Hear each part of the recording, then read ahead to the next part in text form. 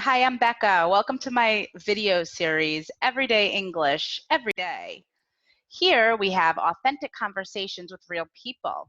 You need to be consistent with your learning, so find at least 10 minutes a day to practice English. Okay, we're going to talk about having a gap in your resume. We're going to listen to a conversation I had with my friend Nick Livingston from Hone It. We're going to talk about how to explain having a gap in your resume. And for a little more, we're going to talk about maternity leave. Okay, so when you have a gap in your resume, it's like an empty space. So you need to explain, you need to give a reason of why you weren't working for that period of time. So as I'm talking with Nick, you're listening to the conversation, you're going to try to pick out these phrases. Okay, let's practice these phrases together. Repeat after me. A gap in the resume. Not be employed. Too many short stints. Consulting gigs. They didn't let me go. The person is jumpy. All right, now let's listen to the conversation I had with Nick. And remember, you're listening for these phrases in particular. No, I've been out, a gap in the resume is another example, right? I'm looking for a job now, but between this job I have now and my last job, there's a 6-month gap. Well, my mom got sick and I was taking care of her for 6 months. That's a great reason to not work. You know what I mean? But no one's going to know that. They're just going to see the 6 months gap. So right. Okay. So really explaining yourself, and women that are on maternity leave, right?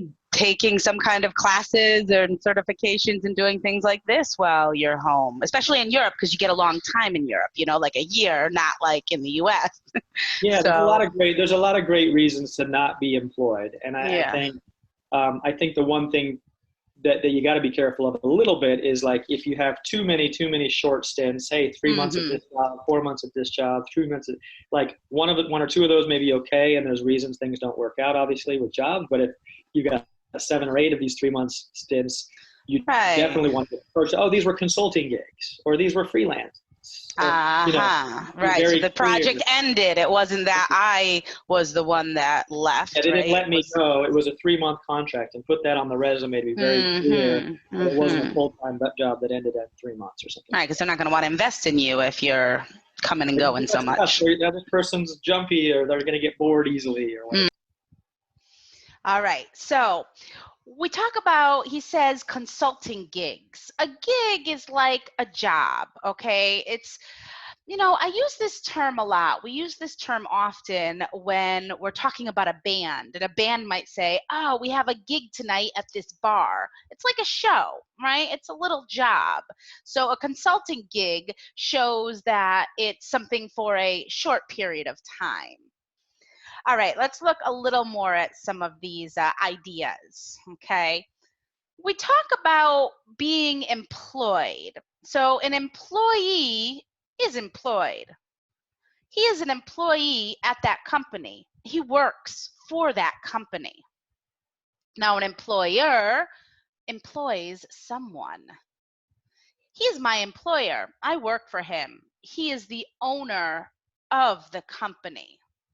Sometimes we get those words confused, employee, employer. So it's always good to review them. Okay, now to lay someone off or to let someone go. The company had to lay off workers since it was downsizing. The workers aren't at fault, okay? The company needs to be smaller. Some issues are happening in the company. It's not the employee's fault, right? It's just the company. I was let go. The company went bankrupt. Again, right? It's not the worker's fault. Now, to fire someone is different.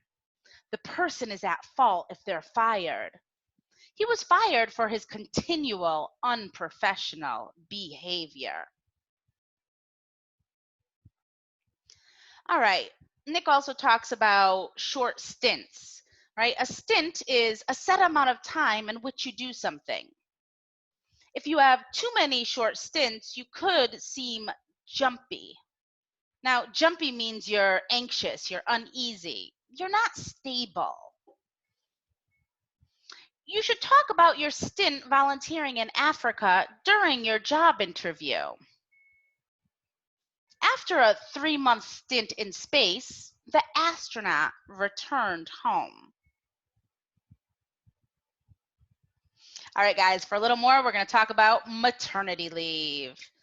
Maternity leave is the amount of time a woman has off from work after having a baby. I had 6 months of maternity leave after having my twins. Right? In Costa Rica, they gave me 6 months of maternity leave. In some countries, fathers get paternity leave after having a baby. Sometimes it's only a week, sometimes it's a couple of days. In places in Europe, it could be a couple of months. Now, parental leave is a little different.